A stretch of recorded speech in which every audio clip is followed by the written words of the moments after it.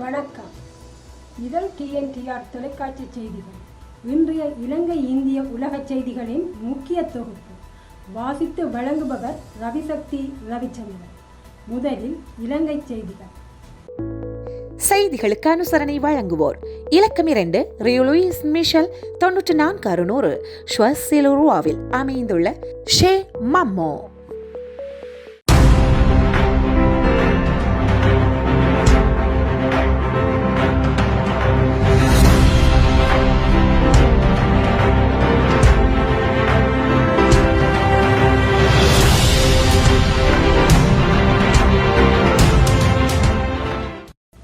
அதிபர் கோத்தபாய ராஜபக்ஷவின் தலைமையில் ஆளும் கட்சியின் நாடாளுமன்ற உறுப்பினர்களுக்கிடையில் நாளை சந்திப்பொன்று இடம்பெற உள்ளது. அதிபர் மாளிகையில் நாளை மாலை 6 மணிக்கு இந்த சந்திப்பு இடம்பெற உள்ளதாக தகவல்கள் தெரிவிக்கின்றன.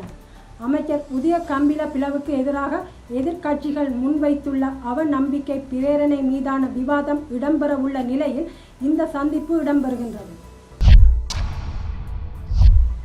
தடுப்பூசி நிலையங்களை விரைவாக ஆரம்பிக்குமாறு அரசு தலைவர் கோத்தபய ராஜபக்ஷ ஆலோசனை வழங்கியுள்ளார். உடல் நலக் குறைவினால் வீடுகளில் இருந்து வெளியேற முடியாதவர்களுக்காக இந்த திட்டம் முன்னெடுக்கப்பட உள்ளது. உடல்நலக் குறைவினால் வீடுகளிலிருந்து வெளியேற முடியாதவர்களுக்காக இத்திட்டம் முன்னெடுக்கப்பட உள்ளது. தடுப்பூசி ஏற்றுதல் மற்றும் எதிர்கால செயற்பாடுகள் தொடர்பில் கோவிட் ஒழிப்பு விசேட குழுவுடன் இன்று முற்பகல் அரசு தலைவர் அலுவலகத்தில் சந்திப்பு இடம்பெற்றது. கடந்த சில நாட்களாக அடையாளம் காணப்பட்டுள்ள கோவிட் நோயாளர்கள் மற்றும் உயிரிழந்தவர்களில் பெரும்பாலானோர் தடுப்பூசி பெற்றுக் கொள்ளாதவர்கள் என தெரிய வந்துள்ளது. இதனால் தடுப்பூசி ஏற்றுவதன் முக்கியத்துவம் குறித்தும் அது தொடர்பில் அறிவூட்டுவது குறித்தும் தடுப்பூசி ஏற்றும் நிகழ்ச்சி திட்டத்திற்கு மக்களை உட்படுத்துவதன் அவசியம் குறித்தும் அரசு தலைவர் எடுத்துரைத்துள்ளார். கம்பஹா மற்றும் களுத்துறை மாவட்டங்களில் உள்ள 30 வயதிற்கு மேற்பட்ட அனைவருக்கும் எதிர்வரும் 4 நாட்களுக்குள் தடுப்பூசி ஏற்ற முடியும் என அமைச்சர்களான பிரசன்ன ரணதுங்க மற்றும் ரோஹித அபேகுணவர்தன ஆகியோர் சுட்டிக்காட்டியுள்ளனர். முதலீட்டு ஊக்குவிப்பு சுற்றுலாத்துறையுடன் தொடர்புடைய வலயங்களில் தடுப்பூசி ஏற்றும் நடவடிக்கைகள் 90% நிறைவடைந்துள்ளன. எந்தவொரு துறையிலும் தொழிலில் ஈடுபட்டுள்ள ஒருவருக்கும் எந்தவொரு இடத்திலும் இலகுவாக தடுப்பூசியை பெற்றுக் கொள்வதற்கான சந்தர்ப்பத்தை ஏற்படுத்தி கொடுக்குமாறு அரசு தலைவர் பணிப்புரை விடுத்துள்ளார். ஆயுர்வேத மத்திய நிலையங்களில் சிகிச்சை பெற்ற எவரும் மரணமடையவில்லை என்பதுடன் விரைவாக குணமடைந்திருப்பது தொடர்பான விசேட ஆய்வை மேற்கொள்ள வேண்டியதன் அவசியத்தை அமைச்சர் ரமேஷ் பத்ரன அரசு தலைவருக்கு எடுத்துரைத்துள்ளார். பாடசாலைகள் ஆரம்பிக்கப்பட்டதன் பின்னர் மாணவர்களுக்கும் ஆசிரியர்களுக்கும் நோய் எதிர்ப்பு சக்தியை அதிகரிப்பதற்காக சுதேச ஔடதங்களை வழங்க வேண்டியதன் அவசியத்தையும் அரசு தலைவர் வலியுறுத்தியுள்ளார். அம்பாந்தோட்டையில் உள்ள திசவாவியில் சீன பணியாளர்கள் சுத்திகரிப்பு பணியில் மீண்டும் ஈடுபட்டுள்ளதாக தெரிவிக்கப்பட்டுள்ளது. கிராமத்தில் உள்ள மக்கள் இந்த தகவலை ஊடகங்களுக்கு தெரிவித்துள்ளனர். நீண்ட நாட்களின் பின் நேற்று மாத்திரம் 2 மணி நேரம் ஊழியர்கள் அந்த வாவி சுத்திகரிப்பில் ஈடுபட்டுள்ளதாக மக்கள் கூறுகின்றனர். இந்த விவகாரம் கடந்த மாதத்தில் பெரிதும் பேசுபொருளாக இருந்ததுடன் உலகளவில் இலங்கை அரசு கடும் அழுத்தங்களை எதிர்கொண்டமையும் குறிப்பிடத்தக்கது. யாழ் மாவட்டத்தில் இணையதளம் மூலமாக இறக்குமதியாளர் விவரம் குறிப்பிடப்படாத சரும பூச்சி வகைகளை காட்சிப்படுத்தி விற்பனை செய்த வியாபார நிலையங்கள் மீது நடவடிக்கை எடுக்கப்பட்டுள்ளது. அத்துடன் குறித்த வியாபார நிலையங்கள் மீது கள ஆய்வு மேற்கொள்ளப்பட்டதுடன் வழக்கு தாக்கல் செய்யப்பட்டுள்ளது. யாழ் மாவட்ட செயலரின் பணிப்பிற்கமைய பாவனையாளர்கள் அலுவல்கள் அதிகார சபையின் வடமாகாண பணிப்பாளரின் வழிகாட்டலுக்கு அமைவாக பாவனையாளர் அலுவல்கள் அதிகார சபையின் உத்தியோகத்தர்கள் இந்த நடவடிக்கையில் ஈடுபட்டுள்ளனர். அதன்படி யாழ்ப்பாணம், இனிவில், கந்தர்மடம், கோண்டாவில், ஆனைப்பந்தி பகுதிகளில் உள்ள வர்த்தக நிலையங்கள் இவ்வாறு அதிகாரிகளினால் சோதனைக்குட்படுத்தப்பட்டது. தொடர்வென இந்திய செய்திகள். தமிழர்கள் உட்பட இந்தியர்களை பாதுகாக்க நடவடிக்கை எடுக்க வேண்டும் என மத்திய மந்திரிக்கு மு.க. ஸ்டாலின் கடிதம் ஒன்றை அனுப்பியுள்ளார். மத்திய வெளியுறவுத்துறை மந்திரி ஜெய்சங்கருக்கு தமிழக முதல்வர் அமைச்சர் மு.க. ஸ்டாலின் எழுதிய கடிதத்தில் கூறப்பட்டுள்ளதாவது: தென்னாப்பிரிக்காவில் நிலவும் கலவரத்தால் அங்கு வாழும் இந்தியர்கள் பாதிப்புக்குள்ளாகி கவலை குரல் எழுப்பி வருகிறார்கள். பெரும்பான்மையான தமிழர்கள் உட்பட இந்தியர்கள் பொருளாதார இழப்பு ஏற்பட்டு தவித்து வருகிறார்கள். அங்கு பதற்றம் மேலும் அதிகரிக்கும் என்ற அச்சம் இந்தியர்களிடையே இருந்து வருகிறது. இந்த விவகாரத்தில் சிறப்பு கவனம் செலுத்தி உடனடியாக நடவடிக்கை எடுக்க வேண்டும். இந்த விவகாரத்தை தூதரகம் மூலமாக தென்னாப்பிரிக்க அரசின் கவனத்துக்கு எடுத்துச் சென்று அங்கு அமைதியும் நல்லிணக்கமும் விரைவில் நிலவுவதற்கு நடவடிக்கை எடுக்க வேண்டும்.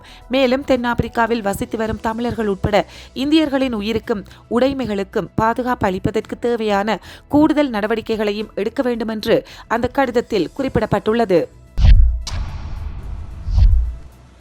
இந்தியாவில் கொரோனா பாதிப்பு நிலைமை தற்போது கட்டுப்பாட்டில் உள்ளது என்றாலும் அடுத்த 100 முதல் 125 நாட்களுக்கு மிகுந்த எச்சரிக்கையுடன் இருப்பது அவசியம் என்று நீதி ஆயோக் உறுப்பினர் மருத்துவர் வினோத் கே பால் கூறியுள்ளார்.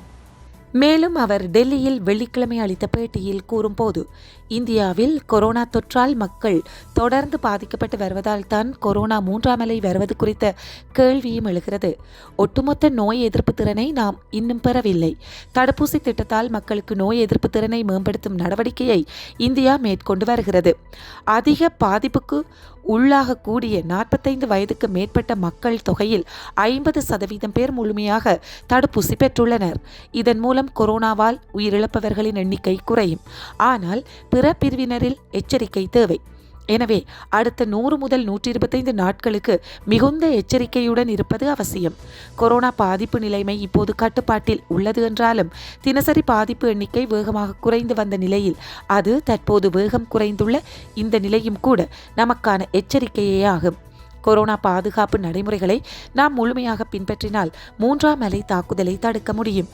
அடுத்த 3 முதல் 4 மாதங்களுக்கு தடுப்பூசி திட்டத்தையும் நாம் தீவிரப்படுத்த வேண்டும் என்று அவர் கூறினார். மத்திய சுகாதாரத்துறை அமைச்சக இணைச் செயலர் லவ் அகர்வால் கூறும்போது, கொரோனாவால் பாதிக்கப்படுபவர்களின் எண்ணிக்கை தற்போது குறைந்துள்ள போதிலும் சில பகுதிகளில் பாதிப்பு தொடர்ந்து கவலையளிக்கக்கூடியதாக உள்ளது. மணிப்பூர், கேரளம், ராஜஸ்தான், மகாராஷ்டிரம் உட்பட 12 மாநிலங்கள் மற்றும் யூனியன் பிரதேசங்களில் உள்ள 47 மாவட்டங்களில் கொரோனாவால் பாதிக்கப்படுபவர்களின் அளவு 10%க்கும் அதிகமாக உள்ளது. அதுபோல 73 மாவட்டங்களில் தினசரி பாதிப்பு எண்ணிக்கை 100ஐ கடந்து பதிவாகி வருகிறது. கொரோனா பாதுகாப்பு நடைமுறைகள் முழுமையாக பின்பற்றப்படாததே இதற்கு காரணம்.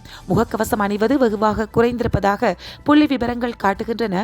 முகக்கவசம் அணிவதை நமது வாழ்வின் புதிய வழக்கமாக கடைபிடிக்க வேண்டும்.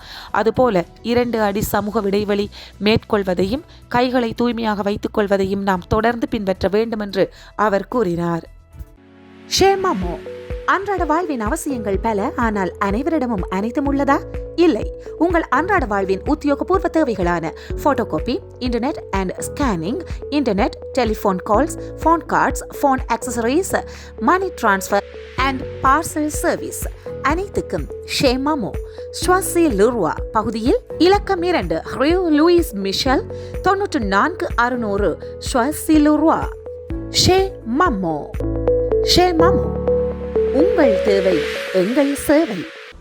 நீங்கள் பார்த்தும் கேட்டுக்கொண்டிருக்கும் இதழ் TNTR தொலைக்காட்சி செய்திகளில் தொடர்வன உலக செய்திகள். வெளிநாட்டு செய்திகளில் முதலில் பிரான்ஸ் செய்திகள். 9 மாத காலத்தின் பின் ஈபிள் கோபுரம் திறக்கப்பட்டது. பிரான்சின் இரும்பு சீமாட்டி ஈபிள் கோபுரம் நேற்று முதல் மீண்டும் பார்வையாளர்களுக்காக திறக்கப்பட்டது. முகக்கவசம் மற்றும் சுகாதார பாஸ் என்பவற்றுடன் வரும் 21ஆம் திகதி முதல் கோபுரத்தை பொதுமக்கள் பார்வையிட முடியும். கொரோனா தொற்று நோய் நெருக்கடி காரணமாக கடந்த ஆண்டு ஐப்பசி 30ஆம் திகதி முதல் தொடர்ந்து 9 மாதங்கள் கோபுரம் மூடப்பட்டிருந்தது. 2ஆம் உலகப் போரின் பின்னர் இவ்வாறு கோபுரம் மிக நீண்ட கால பகுதிக்கு மூடப்பட்டமை இதுவே முதல் முறையாகும். பிரான்சில் எதிர்வரும் 21ஆம் திகதி முதல் உணவகங்கள், பொழுதுபோக்கு இடங்களில் சுகாதார பாஸ் கட்டாயமாக்கப்பட்டிருப்பதால் ஈபிள் கோபுரத்தின் ரசிகர்களுக்கும் அது கட்டாயமாகும். உள்நாட்டு வெளிநாட்டு உல்லாச பயணிகள் தனித்தனியே 2 பிரிவுகளாக கோபுரத்தில் ஏறுவதற்கு அனுமதிக்கப்படுவர் என்று தெரிவிக்கப்பட்டுள்ளது. வருடாந்தம் சுமார் 7 மில்லியன் உல்லாச பயணிகள் கோபுரத்தை பார்வையிடுவது வழக்கம்.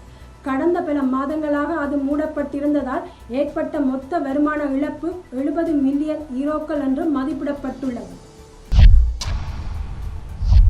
மேற்கு ஐரோப்பாவில் பெய்த மிக கனமழையால் ஏற்பட்ட வெள்ளத்தில் சிக்கி குறைந்தபட்சம் 150 பேர் உயிரிழந்துள்ளதாக தகவல் வெளியாகியுள்ளது. மேற்கு ஐரோப்பா முழுவதும் கடந்த சில நாட்களாகவே கனமழை பெய்து வருகின்றது. இதனால் ஆறுகளில் வெள்ள நீர் கரை புரண்டு ஓடுகின்றது. கரையோரம் வசிக்கும் மக்கள் மிக கடுமையாக பாதிக்கப்பட்டுள்ளனர். 100க்கும் மேற்பட்ட வீடுகள் இந்த வெள்ளத்தில் முழுவதுமாக அடித்து செல்லப்பட்டுள்ளன.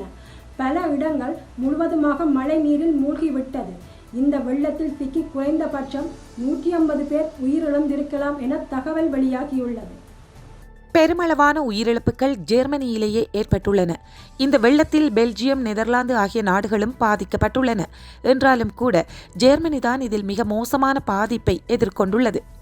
ஜெர்மனியின் ரைன்லேண்ட் பலாட்டினேட் மாகாணத்தில் வசிக்கும் 21 வயதான அக்ரான் ஃபெரிஷா கூறும்போது, வெறும் 15 நிமிடங்கள் தான் அதற்குள் எல்லாம் நடந்து முடிந்துவிட்டது. அனைத்து பகுதிகளும் நீரில் மூழ்கியுள்ளன.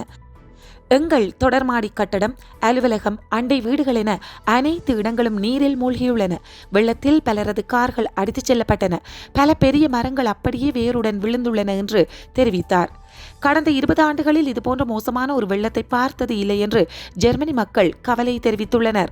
ஜெர்மனி நாட்டில் மட்டும் இந்த வெள்ளத்தால் இதுவரை 108 பேர் பலியாகியுள்ளனர். அதேபோல லக்சம்பர்க் மற்றும் நெதர்லாந்து போன்ற அண்டை நாடுகளும் பலத்த மழையால் பாதிக்கப்பட்டு பல பகுதிகளில் வெள்ளப்பெருக்கு ஏற்பட்டுள்ளது. இந்த வெள்ளத்தில் ஜெர்மனிக்கு அடுத்து மோசமாக பாதிக்கப்பட்டுள்ளது பெல்ஜியம்.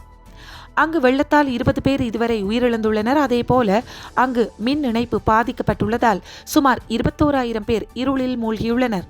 வரும் நாட்களில் மழை தொடரலாம் என்று வானிலை ஆய்வு மையம் எச்சரித்துள்ளதால் தாழ்வான பகுதியில் இருந்து மக்களை வெளியேற்றும் பணிகள் தொடர்ந்து நடைபெற்று வருகின்றன. சுவிட்சர்லாந்தில் ஒரே இரவில் பெய்த மழையால் அங்குள்ள ஏரிகள் மற்றும் ஆறுகளில் நீர் அளவு மிக வேகமாக உயர்ந்து வருகிறது. மேற்கு ஐரோப்பாவின் சில பகுதிகளில் 2 மாதங்களில் பெய்ய வேண்டிய மழை வெறும் 48 மணி நேரத்தில் பெய்துள்ளதாக சர்வதேச வானிலை மையம் தெரிவித்துள்ளது. இதனால் பல பில்லியன் யூரோ மதிப்பிலான சொத்துக்கள் நாசமடைந்துள்ளதாக ஜெர்மனிய அரசு தெரிவித்துள்ளது. பருவநிலை மாற்றம் காரணமாகவே இந்த புயல் ஏற்பட்டுள்ளதாக குறிப்பிட்டுள்ள ஜெர்மனி உள்துறை அமைச்சர் ஹார்ஷட் சிஹோஃபர், வருங்காலத்தில் புயலை எதிர்கொள்ள அதிக கவனத்துடன் முன்னெச்சரிக்கை நடவடிக்கைகள் எடுக்கப்படும் என தெரிவித்தார். ஜெர்மனி நாட்டில் வரும் புரட்டாதி மாதம் அதிபர் தேர்தல் நடைபெறுகின்றது.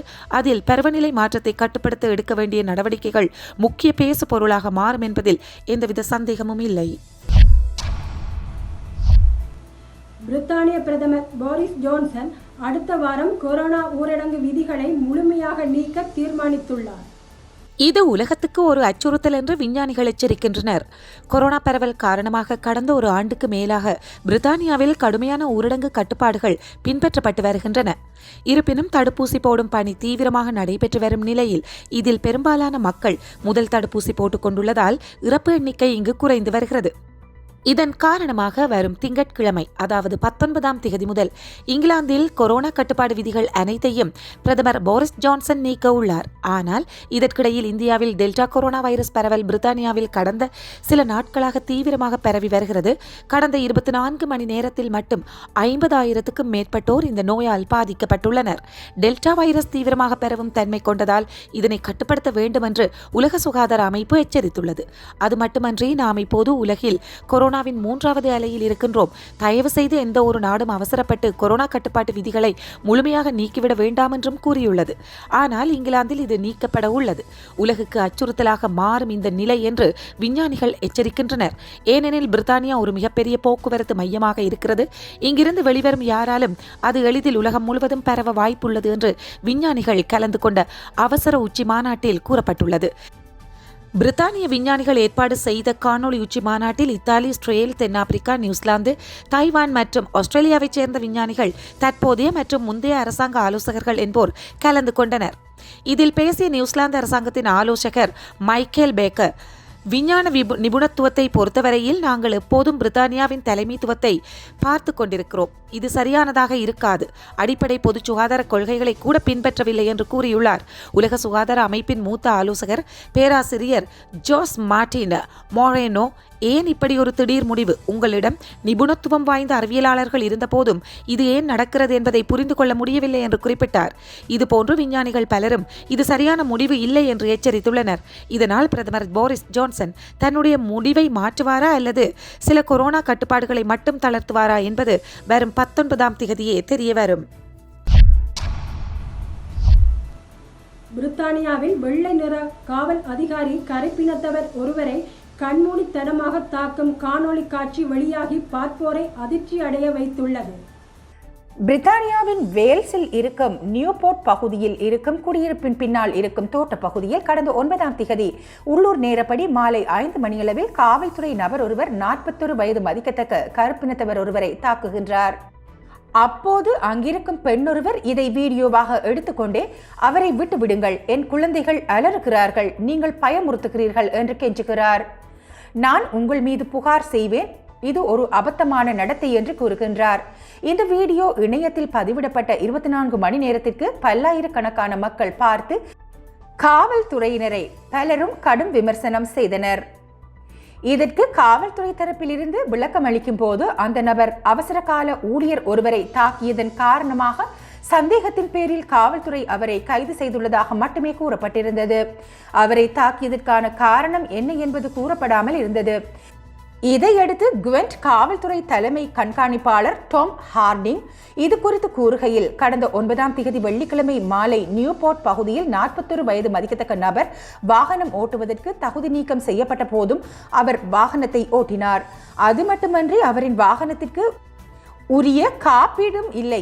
இதைத் தொடர்ந்து அவர் அவசர கால ஊழியர் ஒருவரையும் தாக்கியதால் சந்தேகத்தின் அடிப்படையில் கைது செய்ய முற்பட்ட போது காவல்துறையினரின் கடமையை செய்வதை தடுத்ததால் இந்த சம்பவம் நடந்ததாகவும் அதன் பின்னர் அவர் கைது செய்யப்பட்டதாகவும் கூறினார். தொடர்வன அமெரிக்க செய்திகள். அமெரிக்க தொழிலாளர் நலத்துறையின் தலைமை சட்ட அதிகாரியாக இந்திய வம்சாவளியைச் சேர்ந்த சீமா நந்தா நியமிக்கப்பட்டுள்ளதற்கு அந்த நாட்டு நாடாளுமன்றம் ஒப்புதல் அளித்துள்ளது. இது குறித்து பிடிஐ செய்தி நிறுவனம் தெரிவித்துள்ளதாவது, அமெரிக்க தொழிலாளர் நலத்துறையின் தலைமை சட்ட அதிகாரி பொறுப்புக்கு சீமா நந்தாவை அதிபர் ஜோ பைடன் நியமித்தார்.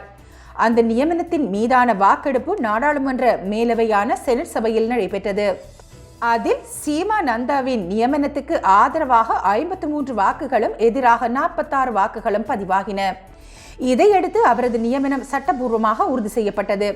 ஏற்கனவே ஜனநாயக கட்சியின் தேசிய குழு தலைமை செயலதிகாரியாக பொறுப்பு வகித்துள்ள சீமா நந்தா ஒபாமா ஆட்சி காலத்தின் போது தொழிலாளர் நலத்துறையில் துணை ஆலோசகராகவும் துணை சட்ட அதிகாரியாகவும் பொறுப்பு வகித்துள்ளார்.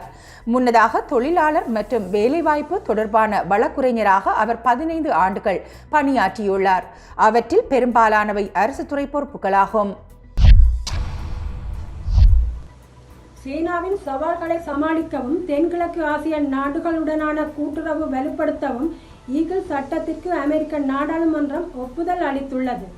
இந்தோனேசியா பசிபிக் கடல் பிராந்தியத்தில் தெற்கு மற்றும் கிழக்கு சீன கடல் பகுதிகளில் ஆதிக்கம் செலுத்த சீனா முயன்று வருகின்றது. இதன் ஒரு பகுதியாக அங்கு செயற்கை தீவுகளை உருவாக்கி இராணுவ தளங்களை அமைத்து வருகின்றது. சீனாவின் இந்த நடவடிக்கைகளுக்கு தென்கிழக்கு ஆசிய நாடுகள் எதிர்ப்பு தெரிவித்து வருகின்றன. இந்த நிலையில் தென் பசிபிக் கடல் பிராந்தியத்தில் சீனாவின் அத்துமீறலை சமாளிக்கும் நோக்கில் அமெரிக்கா, இந்தியா, ஜப்பான், ஆஸ்திரேலியா ஆகிய நாடுகள் இணைந்து குவாட் என்ற அமைப்பை ஏற்படுத்தியுள்ளன. இந்த அமைப்பிற்கான நிதி ஒதுக்கீடு உட்பட உலகளாவிய அமெரிக்க தலைமையகம் ஈடுபாட்டையும் உறுதி செய்யக்கூடிய ஈகிள் சட்டத்திற்கு அமெரிக்க நாடாளுமன்றத்தின் வெளியுறவு குழு ஒப்புதல் அளித்துள்ளது. இது குறித்து நாடாளுமன்ற உறுப்பினர் ஜோக்கின் காஸ்ட்ரோ கூறுகையில், மத்திய கிழக்கு நாடுகளுக்கு ஏவுகணை மற்றும் அணு ஆயுத தொழில்நுட்ப உதவிகளை சீனா வழங்குகின்றது. இதை தடுக்க ஆயுதங்கள் அளிப்பு சட்டத்தின் முக்கிய விதிமுறைகள் இந்த சட்டத்தில் சேர்க்கப்பட்டுள்ளன என்று தெரிவித்துள்ளார். Pour tout besoin tel que photocopie, impression, internet, téléphonique, carte SIM, accessoires pour téléphone, transfert d'argent ainsi que service de livraison de colis. Rendez-vous immédiatement à Chez Maman, aux 2 rue Louise Michel, 94 600, Choisy-le-Roi. Chez Maman, உங்கள் தேவை எங்கள் சேவை. Corona தடுப்பூசி போடும் முன் paracetamol மாத்திரையை எடுத்துக் கொள்ளவே வேண்டாம் என சுவிஸ் நிபுணர்கள் எச்சரித்துள்ளனர். சுவிட்சர்லாந்தில் கொரோனா தடுப்பூசி போடுவதற்கு முன் பாராசிட்டமால் மாத்திரை போட்டுக்கொண்டால் பக்க விளைவுகளை தடுக்கலாம் என தங்களுக்கு பரிந்துரைக்கப்பட்டதாக சிலர் தெரிவித்துள்ளார்கள். ஆனால் பாராசிட்டமால் மாத்திரை ஆன்டிபயாட்டிக்கள் உருவாக்கத்தை வலுவிழக்கச் செய்து தடுப்பூசியின் செயற்றிறனை சற்று குறைக்க முடியும் என்பதற்கு சில ஆதாரங்கள் உள்ளன. என்றாலும் எதிர்மறையான பக்க விளைவுகள் மிக குறைவே. தடுப்பூசி செயற்படத்தான் செய்யும் என்கிறார்கள் ஆய்வாளர்கள். இருந்தாலும் ஜெனீவா மற்றும் வோட் மாகாண அதிகாரிகள் தங்களுக்கு அறிகுறிகள் இருந்தால் மட்டுமே வலி நிவாரணிகளை எடுத்துக்கொள்ள வேண்டும் என்றும் அறிகுறிகள் வரும் என எதிர்பார்த்து முன்கூட்டியே பாராசிட்டமால் மாத்திரைகளை எடுத்துக்கொள்ளக்கூடாது என்றும் கூறியுள்ளார்கள். இந்த நிலையில் சூரிச் மாகாணத்தில் வழக்கத்தை விட 15% அளவுக்கு அதிகமான பாராசிட்டமால் மாத்திரைகள் விற்பனையாகியுள்ளதாக மருந்தக உரிமையாளர்கள் தெரிவிக்கின்றார்கள். அதாவது மக்கள் ஏற்கனவே பாராசிட்டமால் மாத்திரைகளை வாங்கி களஞ்சியப்படுத்தியுள்ளார்கள் என்பது அதன் பொருள் என்று தெரிவிக்கப்படுகிறது. கியூபாவில் அரசுக்கு எதிரான போராட்டத்தில் ஈடுபட்டதற்காக கைது செய்யப்பட்ட அனைவரையும் விடுவிக்க வேண்டும் என்று ஐநா மனித உரிமை ஆணையர் மிஷன் பாசலே வலியுறுத்தியுள்ளார். இந்த விடயம் குறித்து அவர் வெள்ளிக்கிழமை வெளியிட்டுள்ள அறிக்கையில் தெரிவிக்கப்பட்டுள்ளதாவது: கியூபாவில் போராட்டம் நடத்தி வருவோருடன் பேச்சுவார்த்தை நடத்தி அவர்களது குறைகளை அந்த நாட்டு அரசு கேட்டறிய வேண்டும். மேலும் அமைதியான முறையில் கூடி பேசி போராட்டம் நடத்தும் மக்களின் அடிப்படை உரிமையை அரசு பாதுகாக்க வேண்டும். கியூபாவில் போராட்டக்காரர்கள் கைது செய்யப்படுவது கவலை அளிக்கின்றது. அதிலும் சிலர் கைது செய்யப்பட்டு தொடர்பு கொள்ள முடியாத ரகசிய இடங்களில் வைக்கப்பட்டுள்ளனர். அவர்கள் அனைவரையும் கியூபா அரசு உடனடியாக விடுவிக்க வேண்டும். மனித உரிமைகளை மீறும் கியூபா மீது பொருளாதார தடைகள் விதிக்கப்பட வேண்டும் என்று அந்த அறிக்கையில் குறிப்பிடப்பட்டுள்ளது. கியூபாவில் உணவு மற்றும் மருந்து பொருட்களுக்கு ஏற்பட்டுள்ள பற்றாக்குறை, கொரோனா விவகாரத்தை அரசு கையாளும் முறை ஆகியவற்றுக்கு எதிர்ப்பு தெரிவித்து கடந்த 11ஆம் திகதி முதல் போராட்டங்கள் நடைபெற்று வருகின்றன. அரசு மற்றும் ஆளும் கம்யூனிஸ்ட் கட்சிகளுக்கு எதிரான இந்த போராட்டத்தில் ஈடுபட்டவர்கள் மீது காவல்துறையினர் அடக்குமுறையை கையாள்வதாக குற்றம் சாட்டப்படுகின்றது. இதுவரை 150க்கும் மேற்பட்ட போராட்டக்காரர்கள் கைது செய்யப்பட்டதாக கூறப்படுகின்றது. போராட்டத்தின் போது தலைநகர் ஹவானாவில் ஒருவர் உயிரிழந்தார். போராட்டக்காரர்கள் வன்முறை மற்றும் சூறையாடலில் ஈடுபட்டு வருவதாக அரசு குற்றம் சாட்டியுள்ளது. இந்த போராட்டங்களுக்கு சமூக வலைத்தளங்களும் அமெரிக்காவின் தூண்டுதலுமே காரணம் என்று அரசு குற்றம் சாட்டினாலும் அரசின் நடவடிக்கைகளில் சில குறைபாடுகள் இருப்பதாக அதிபர் மிகுவேல் டியாஸ் கனேல் பின்னர் ஒப்புக்கொண்டுள்ளார். கனடாவில் நடப்பு மாத ஆரம்பத்தில் இருந்து கொரோனா கட்டுப்பாடுகள் தளர்த்தப்பட்டு வருகின்றன. கொரோனா வைரஸ் அச்சுறுத்தல் காரணமாக உலக நாடுகள் பயண கட்டுப்பாடுகளை விதித்தன. தற்போது கொரோனா வைரஸ் தொற்றுக்கு எதிரான தடுப்பூசி போடப்பட்டு வருவதால் பயண கட்டுப்பாடுகளில் சில தளர்வுகளை பல்வேறு நாடுகள் அறிமுகப்படுத்தி வருகின்றன. அந்த வகையில் வரும் புரட்டாதி முதல் முழுமையாக தடுப்பூசி போட்டுக்கொண்ட சுற்றுலா பயணிகள் கனடாவுக்கு அனுமதிக்கப்படுவார்கள் என அந்த நாட்டின் பிரதமர் ஜஸ்டின் ட்ரூடோ தெரிவித்துள்ளார். அதேபோல் தடுப்பூசி போட்டுக்கொண்டுள்ள அமெரிக்கர்கள் ஆவணி மாதம் முதல் அனுமதிக்கப்பட இருப்பதாகவும் ஜஸ்டின் தெரிவித்துள்ளார். G20 நாடுகளில் கனடாவில் தான் அதிக அளவு தடுப்பூசிகள் போடப்பட்டுள்ளதாகவும் அவர் தெரிவித்துள்ளார். தடுப்பூசி போட தகுதியான வயது வந்தவர்களில் 80% பேருக்கு குறைந்தபட்சம் ஒரு டோஸ் தடுப்பூசியாவது போடப்பட்டு உள்ளதாகவும் மாகாண தலைவர்களுடன் நடந்த ஆலோசனையின் போது அவர் தெரிவித்துள்ளார். இத்துடன் இதழ் TNTR தொலைக்காட்சி செய்திகள் நிறைவடைந்தன.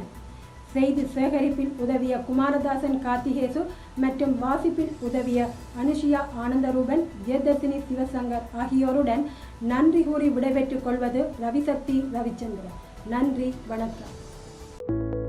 செய்திகளுக்கு அனுசரணை வழங்குவோர் இலக்கம் 2 ரியோ லூயிஸ் மிஷல் 94 600 ஷுவர்சிலோருவாவில் அமைந்துள்ள ஷே மம்மோ.